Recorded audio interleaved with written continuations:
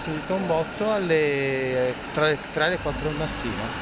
Spaccata poco prima dell'alba, in pieno centro città, in via San Rocco, cioè dietro Piazza Ferretta, Mestre, al ristorante Tasti Poché, ad agire, come pochi giorni prima in via Bissuola, la banda del Tombino, che dopo aver scardinato il chiusino pari da un'area verde poco lontana, lo ha utilizzato per sfondare la porta d'ingresso del ristorante e impossessarsi del contante presente nella cassetta di sicurezza, poche centinaia di euro. Poca cosa rispetto agli ingenti danni creati al locale, dove questa mattina sono arrivati gli agenti della scientifica della Questura di Venezia per delimitare tutta l'area ai fini dei rilevi del caso, con il supporto di 2 squadre di vigili del fuoco di Mestre. Città quest'ultima sotto assedio di bande di ladri, al punto che i commercianti esasperati, poco prima della vigilia, hanno consegnato il filmato del ladro in azione in Viale Garibaldi al prete Don Gianni Antoniazzi, che a sua volta, per stimolare la comunità alla non indifferenza